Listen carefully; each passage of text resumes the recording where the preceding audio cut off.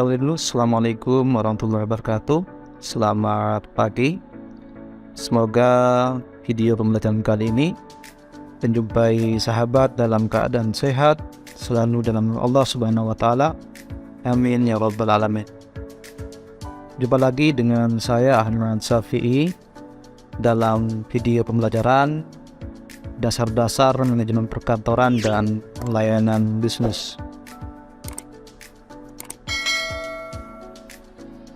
Sahabat pelajar sekalian, saya sampaikan terlebih dahulu elemen dan capaian pembelajaran yang akan kita bahas di pagi hari ini. Kita masuk elemen 2, yaitu perkembangan penerapan teknologi dan isu-isu global dalam manajemen perkantoran dan layanan bisnis. Dengan capaian pembelajaran pada akhir fase E, peserta didik mampu menjelaskan perkembangan manajemen perkantoran modern, tools pendukung kerja di era digital, work from home atau work from anywhere, otomatis kantor, perkembangan revolusi industri 4.0 di bidang perkantoran dan layanan bisnis, budaya kerja, dan eco-green ramah lingkungan. Sahabat sekalian, saat ini kita masuk pada materi 9, yaitu konsep standar kerja perkantoran, dengan pokok bahasan sebagai berikut. Yang pertama yaitu pengertian standar kerja karyawan, pengertian SOP standar operasional prosedur, pengertian standar kerja karyawan, standar kerja karyawan tempat kerja, kode etik, kemudian komunikasi interpersonal, perilaku administratif, revisi aturan, standar kerja karyawan yang efektif, aspek standar kerja karyawan, indikator standar kerja karyawan, kuantitas kerja, dan ketepatan waktu. Baik sahabat sekalian, kita bahas satu persatu materi kita. Yang pertama adalah pengertian standar kerja karyawan. Menurut Triwiawan, standar kerja adalah sebuah target, sasaran, tujuan, serta upaya kerja dari karyawan dalam jangka waktu tertentu, di mana dalam pelaksanaan pekerjaannya, karyawan harus mengerahkan segenap tenaga, pikiran, keterampilan, ilmu, serta waktunya untuk mencapai hal-hal yang ditentukan oleh standar kerja tersebut. Nah, berbagai macam pekerjaan yang telah dan akan dilakukan oleh karyawan pastinya membutuhkan kriteria yang jelas, karena masing-masing pekerjaan yang dijalankan oleh karyawan mempunyai standar kerja yang berbeda-beda. Seperti telah kita ketahui bersama, kinerja pegawai mempunyai peran yang sangat penting dalam sebuah perusahaan. Maka, agar para pegawai dapat bekerja sesuai dengan harapan, perusahaan harus menanamkan motivasi kerja serta standar atau aturan kerja yang jelas, yang nantinya diharapkan dapat meningkatkan produktivitas kerja para karyawan tersebut. Selanjutnya, apa itu SOP? Nah, di sini standar operasional prosedur SOP adalah sebuah sistem yang dibuat dan disusun untuk memudahkan, menyederhanakan, merapikan, serta menertibkan pekerjaan yang akan dilakukan oleh karyawan. Sahabat sekalian, SOP hadir dalam bentuk aturan tertulis atau dokumen yang berkaitan dengan prosedur atau cara kerja yang dilakukan secara runtut dan jelas, yang bertujuan untuk membantu menyelesaikan berbagai pekerjaan untuk memperoleh hasil kerja yang efektif dari karyawan dengan mengeluarkan biaya yang serendah-rendahnya. Selanjutnya, pengertian standar kerja karyawan. Standar kerja merupakan kondisi yang akan terjadi ketika segmen pekerjaan dikerjakan dengan baik. Sementara pengertian lain menurut Kirkpatrick dalam Wibowo mengatakan bahwa standar kerja merupakan kondisi yang akan terjadi ketika segmen pekerjaan dikerjakan dengan cara yang dapat diterima. Selanjutnya, sahabat sekalian, standar kerja karyawan di tempat kerja. Di banyak organisasi, karyawan harus memenuhi standar berlaku profesional sebagai syarat kerja. Standar berlaku ini membantu organisasi menciptakan lingkungan kerja yang menghormati semua orang. Jika Anda mempelajari standar yang mengatur tempat kerja, maka kita dapat memastikan bahwa perilaku kita dapat terima dan bersiap untuk berhasil dalam pekerjaan kita. Perilaku yang dapat diterima juga diperlukan untuk dapat terima dalam budaya tempat kerja. Selanjutnya, yang perlu kita perhatikan adalah kode etik. Organisasi memberikan kode etik untuk menjelaskan perilaku mana yang diizinkan dan tidak diizinkan oleh karyawan. Selain itu, karyawan dapat diminta untuk mengakui kode etik ini dengan menandatangani perjanjian kerja. Karyawan yang melanggar standar menghadapi konsekuensi melalui kebijakan perilaku karyawan standar seperti sistem disiplin progresif yang memiliki konsekuensi berat untuk pelanggaran paling serius. Nah, sahabat sekalian, selain itu, karyawan mungkin mendapatkan peringatan untuk kejadian pertama pelanggaran yang tidak selalu serius, tetapi mereka akan mendapatkan konsekuensi yang lebih parah untuk kejadian lain dari perilaku yang sama. Disiplin yang progresif memberi kesempatan kepada karyawan untuk mengubah perilaku mereka dan melanjutkan pekerjaan. Selanjutnya yang tidak kalah penting adalah komunikasi interpersonal.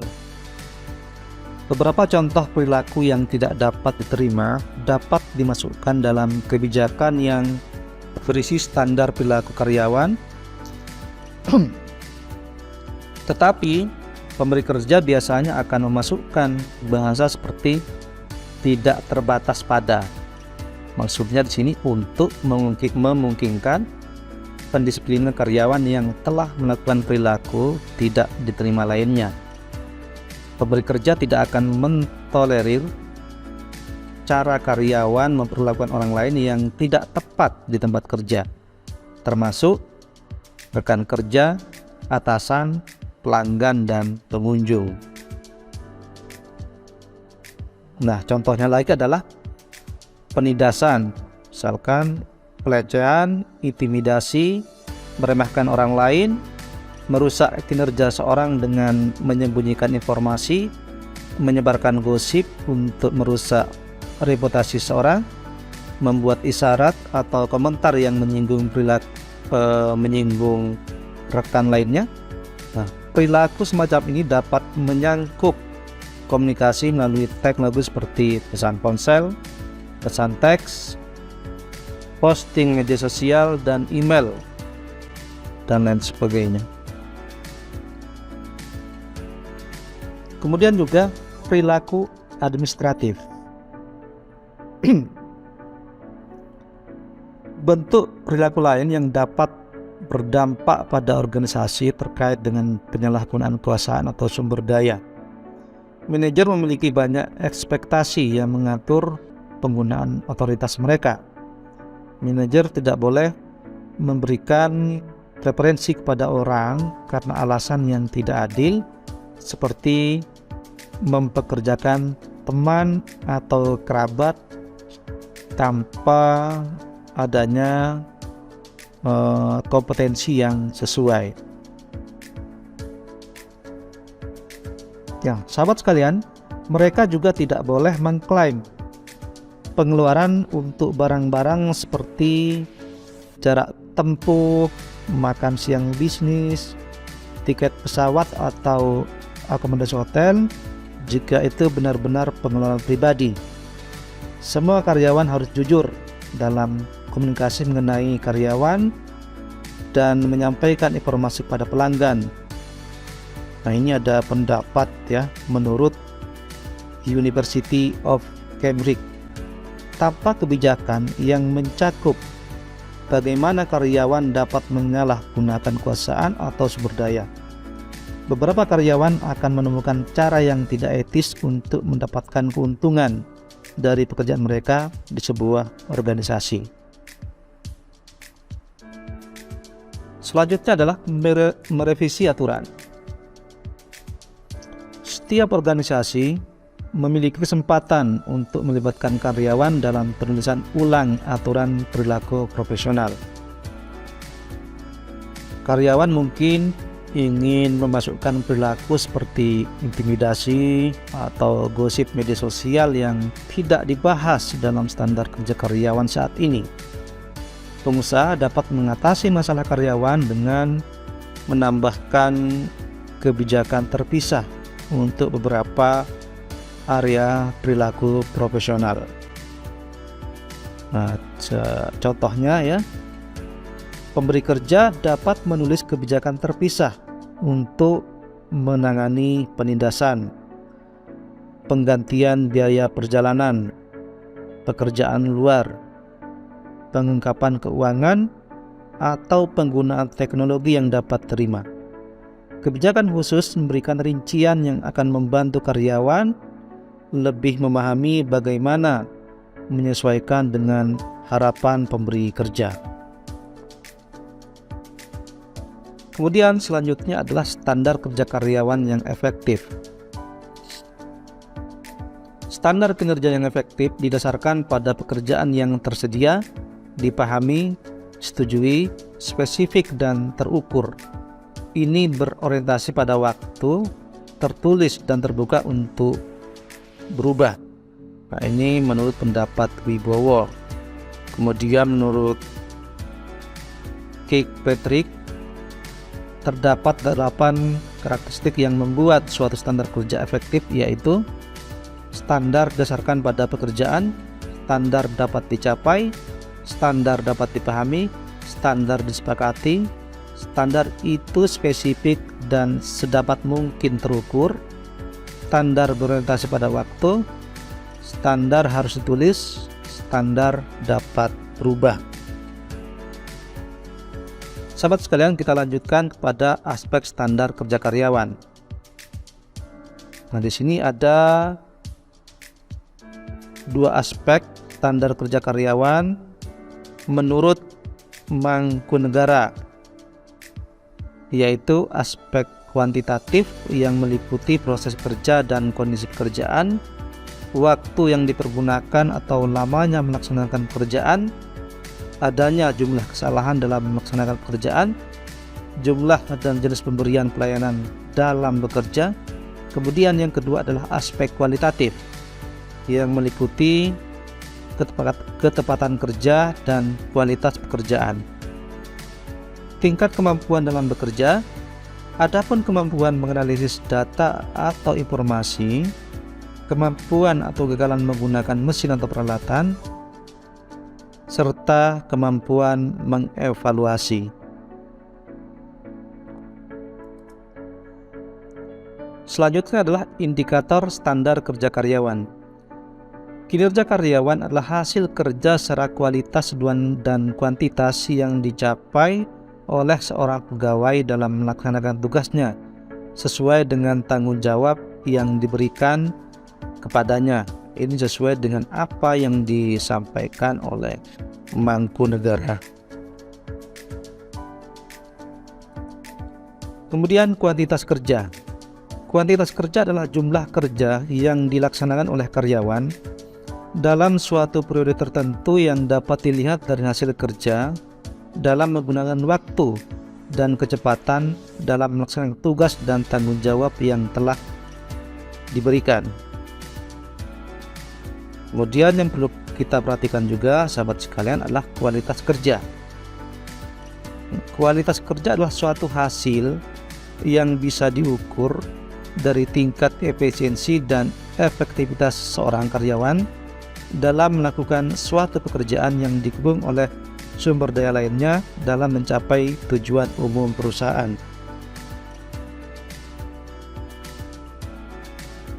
Kemudian yang terakhir yaitu adalah ketepatan waktu.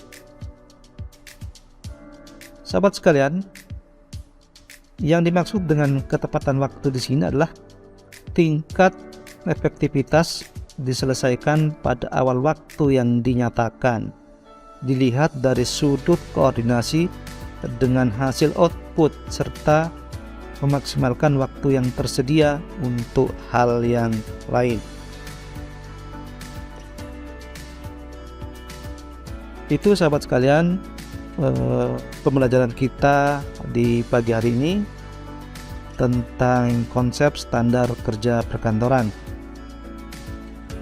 Jika ada pertanyaan, bisa kita diskusikan. Semoga pertemuan hari ini bermanfaat. Saya akhiri. Assalamualaikum warahmatullahi wabarakatuh. Terima kasih.